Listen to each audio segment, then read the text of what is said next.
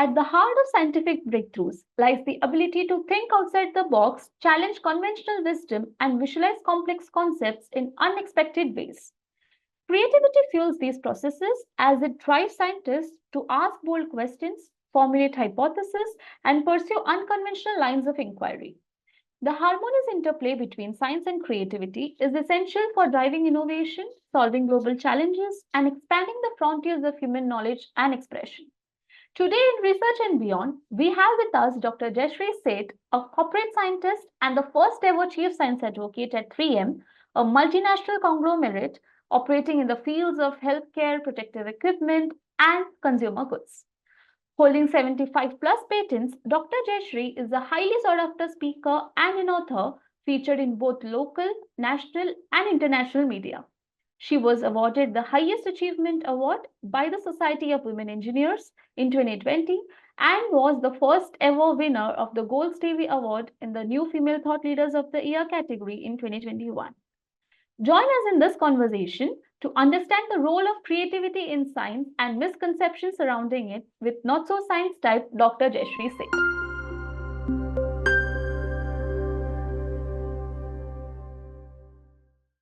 Thank you so much for agreeing to this interview. As empowering as it sounds, what does it mean to be the chief of science advocate at 3M? Well, thank you for having me here. Okay, so let's start with my role first. So science is our most distinguishing characteristic at 3M. It's what ties our businesses together. It's the foundational strength behind our brand, science applied to life. So we wanted to understand the public perception of science. And unbeknownst to me, a global survey was done, 14 countries, India included, 1,000 respondents per country. And when the results came back, they were very interesting. 4 out of 10 people said if science didn't exist, their lives would be no different. And 32% of the people called themselves science skeptics. And in this population, 6 out of 10 said if science didn't exist, their lives would be no different. So it was quite shocking. And they were taking the survey on their laptops and mobile phones. So we know what the issue is. Science is like invisible, underappreciated, taken for granted. And people don't realize that, you know, the gadgets and the devices that they can't live without, these are applications of science. You know, it's decades of scientific research.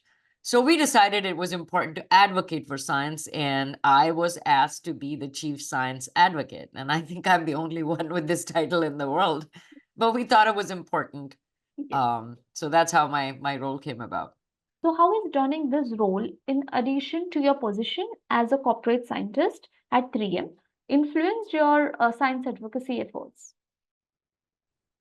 Yeah, so that's a good question. When they first approached me, I was skeptical because, you know, now I'll have to give up some of the time in the lab and be doing this. And what is this? And why don't people care about science? Blah, blah, blah. But then I realized, you know, people are just responding based on the perception they have, and their perception is their reality. And this is kind of an issue that people don't care as much about science as they should. And then I started thinking about my own story. You know, I grew up in India on the campus of an engineering institution, and I was not interested in pursuing STEM because I didn't think it related to my strengths or my goals, because science was always talked about in such dry terms.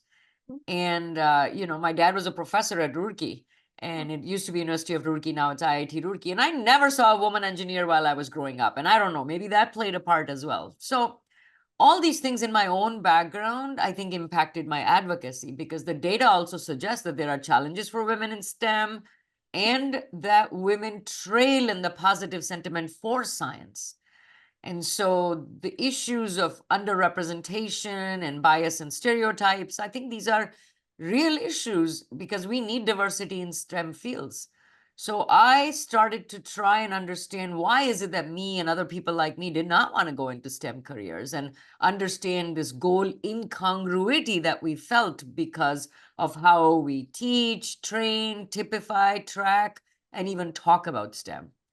So that's what I started to do, is to bring my story to life through my role as an advocate, and advocating for science and for careers in STEM. Okay, so right now, as you mentioned, that through your role as an advocate, you have been an active, you have been actively propagating representation values and have been trying to aim different perceptions in science. So, extending these lines to the State of Science Index, that is SOSI, which aims to assess the global attitude toward research and gauge the public perception about its impact on the society. How successful do you think has SOSI been to evolve the global perception of science since its adoption, particularly in the light of pandemic? And what do you think contributed to this shift? Yeah, so what you're mentioning is our survey, State of Science Index, and Yes. we first did it in 2018. And, 4 out of 10 said if science didn't exist, their life wouldn't be any different. But during the pandemic, we did a pandemic pulse, and it was an important moment in time to do this research. And we were able to manage 10 countries. And the data showed that science was really having its moment. Skepticism went down for the first time since we started tracking. And during the pandemic, it was the lowest we have seen, and trust was high. And why is that? It's because scientists were center stage and science was in the public discourse. I mean, virtually all of humanity, we faced the same existential crisis. We confronted the same fears, and we all awaited for the gift of science and the vaccine. So the public connected science to the ability to solve problems. So that is why we believe that the perception of science became extremely positive, because science was then connected to hope. Science was connected to the possibility of solving problems, not just because of our health, but also problems that we face from a sustainability standpoint. So that's why I think the public perception changed, and it had become a lot more positive during the pandemic. And I think the public perception towards science, the gap between scientific research and public understanding has played a pivotal role in that. So this gap, also known as the research practice gap, has led to miscommunication and divided opinions on several concepts, especially the ones related to healthcare and especially during the pandemic. So there were several concepts associated with the vaccine development, which kind of led to a negative outcome among the masses. So, science advocates like you have always been striving to decrease such gaps. So, what challenges do you anticipate in bridging this gap, and how do you believe that these challenges can be addressed? Yeah, that's a very good point. I think it has been something that was really put in the spotlight during the pandemic, as you said. From an advocacy perspective, I like to think of it very simply as A, B, and C. So A is for raising the awareness, the appreciation, and the acknowledgement for science and the role it plays in our everyday lives, and moving people from the apathy that they feel. If science didn't exist, my life would be no different. B to me is for breaking down biases and barriers and boundaries and beliefs, that, oh, I can't do science, or genius, etc., because all of these then get in the way of people understanding science. And the most important is C, which is communication, communication, communication, communication with a context that people can see and relate to. And that is so critical. So scientists struggle to communicate their research in simple, relatable terms that a layperson can understand. Then, if scientists are giving mandates or providing recommendations, people are not going to be able to understand. So it is important to contextualize it, contextualize all the data, and tell stories based on this data, and use very clear analogies to make your research and your results more interesting, more applicable. You're not talking to a community of peers when you are talking to a lay person. So it's very different what you would discuss in a community of researchers versus what you would discuss to the public. A lot of social science also has a strong role to play, the human context. So and as you mentioned, there is also this general lack of trust that is increasing these days with institutions. Scientists do still enjoy among the highest level of trust, but there is this perceived lack of relatability towards scientists in some circles. So I think it is very important for scientists to also come across as accessible and relatable and as regular people.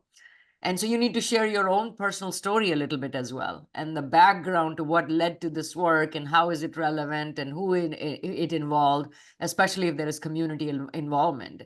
And so if you address these challenges, improving communication, fostering a level of trust, emphasizing the relevance, increasing accessibility, then I think the gap that you talked about between scientific research and public understanding can be bridged more effectively. And I think it's important because there is this paradox of trust situation. You can't trust something unless you understand it, but you can't understand something without trusting it first. And human trust is a very fluid concept. It's very personal. You can't really put a finger on it. So we do need a better understanding of what influences the public's willingness to engage with something and trust it. And this places a lot of emphasis on effective communication and humanizing of science. And so I often write in my books, the real shtick is STEM. It is the interaction of humanities with STEM. So humanities with science, technology, engineering, and math. And if you keep this chasm between STEM and humanities and it widens, then both of the disciplines have a lot to lose. So just because you spoke about humanities and science just now, I'll shift the gears a bit. What role does creativity play in the scientific process? Also, how do you compare and contrast the role of curiosity and creativity for a successful scientific endeavor? Oh, don't even get me started. Creativity plays a very big role. I would say it is literally the driving force behind all scientific discoveries, asking new questions, devising new methods, interpreting your findings in novel ways, pushing the boundaries of human knowledge with a lot of resilience, to go at it in different ways. That is fundamentally creativity. So we really need to dispel this misconception that science is, a purely analytical endeavor. And not just scientific research. Creativity is key for the application of that research and turning it into innovation. And that's what the work my peers and we do at 3M. And people don't understand sometimes that these are skills that can be developed. And so that's another very important piece that people think about. But both are important. Curiosity is about the what and the why, and it drives the initial exploration and the questioning. And creativity is about the how you generate these novel ideas or interpretations or inferences necessary to advance that scientific understanding. So the two, in my mind, curiosity and creativity, work in unison. With curiosity, sparking that scientific endeavor, and creativity providing that innovative thinking along the journey. So there's ample research to show they're both learnable and both trainable skills. They can be nurtured through practice and through diverse experiences, through a supportive environment. So it's important to foster that culture of open inquiry and receptivity, to really cultivating that. And together they just form this synergy that can push scientific progress and really expand the boundaries of human knowledge. Speaking about misconceptions about the intersection of science and creativity. So there are several, like you had listed few just now. To add on to those misconceptions, people often say that science and creative domains are poles apart, or creativity is just about artistic expression, like you write a book or paint a picture or something like that. Unlike science, which requires empirical evidence. So, how can these misconceptions be addressed, and how do you think can people boost their creative skills? Yeah, science and creativity are not separate domains. That is just not true. They're deeply, deeply intertwined. I would even go so much as to say that my entire career has been about bringing the two together, and my success has basically come from that, is the use of creativity in the application of science. And it's because scientific discoveries and innovations, they require creative thinking to identify these different questions and develop methodologies. And it's just an essential part, creativity is, for progress and innovation. And I think the pervasive myth is of this left brain, right brain. And it has been Oh my God, dispelled so many times that it's a myth, but it's one of those sticky myths that people still talk about. And it's not true. We can all use both sides of our brain and balance logic with creativity. And society needs creative scientists for continued innovation. And artists and creatives can benefit from knowing more about science and technology. So the problem is the stereotypes feeds into this. Scientists usually don't have the reputation for being very creative, and the notion that, oh my God, you have to adhere to a method and generate copious amounts of data and conduct tedious analyses, it suggests lack of creativity. But I think very few would dispute that great scientific and technological innovators were all creative thinkers. The greatest scientists are artists as well. Science in itself is a creative undertaking. Albert Einstein, in fact, what did he say? Imagination is more important than knowledge. So I think I read somewhere that brain activity can be described as a neural concert where individual players have a stronger role during certain parts, but neither side of the orchestra sort of dominates. So just like a concert, practice makes better, and the brain is a mental muscle. It is a muscle that can be stretched, and people can improve their skills on both sides. Yeah. Talking about innovation, there was a lot of buzz going around AI and hybrid intelligence. So, do you think immersive technologies like virtual reality (VR) or augmented reality (AR) will facilitate creative exploration and visualization in science?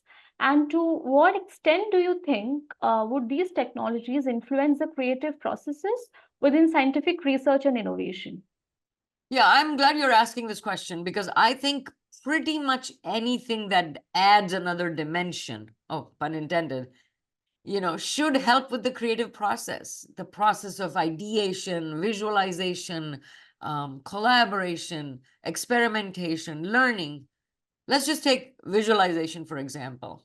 I know I personally would benefit from visualization of complex 3D model data sets. I struggle with those because it's hard to imagine that dimension. But if you can visualize that in space and see the simulation in an immersive environment, it'll be so much better. The ability to visualize spatially will give more unique perspective because you'll have a deeper understanding of what you're seeing and how it manifests itself in the process of whatever it is you're doing. And that should foster, I think, more creative insights. And honestly, it'll make it so much easier. It is so difficult to imagine that dimension on a piece of paper or your screen, but really, truly visualizing it perhaps makes it more intuitive, more engaging. So that's just one. It can also improve collaboration and ideation, especially in remote environments. So I think all in all, anything that adds information can help the creative process positively. But of course, you have to have careful consideration of user experience, accessibility of these, and ethical implications. But I think it really opens up more space for that creative spark and what we at 3M call uncommon connections when you actually see this, come alive. How can we foster a culture of curiosity, open mindedness, and creative risk taking in the scientific community? And to add on, are there any examples that you can think of on successful interdisciplinary collaboration that have fostered scientific creativity and breakthroughs? I don't know if I can mention even one that is not interdisciplinary. Like, Okay. it's so difficult to really do anything which doesn't involve different disciplines. So, and I truly believe that many of the advancements have and will come at the intersection of multiple fields. And at 3M, we see this all the time. People with different expertise, different experiences, different experimental data come together and extraordinary things happen. Examples like external examples, CERN particle accelerator, thousands of scientists, different fields, Apollo space program, Biomimicry Institute, coronavirus vaccine, great examples of interdisciplinary collaboration. Human Genome Project, thousands of scientists, engineers, computer programmers, and ethicists and lawyers and everybody from different countries and institutions working together to map and sequence the entire human DNA. And these kinds of ambitious interdisciplinary projects are really great because they advance the field for sure, but also new forms of collaboration, communication, data management, translation across disciplines. So I think that's great. So to answer your question, it takes a healthy relationship with failure to foster a culture of curiosity and open-mindedness, right? But I think it is not very difficult for scientists. The scientific process itself is about iterating. And if it doesn't work out, it isn't a failure. You learned something. I wish more people thought that way. It's like, okay, that was the hypothesis. We tried this. It didn't work out, but we learned something.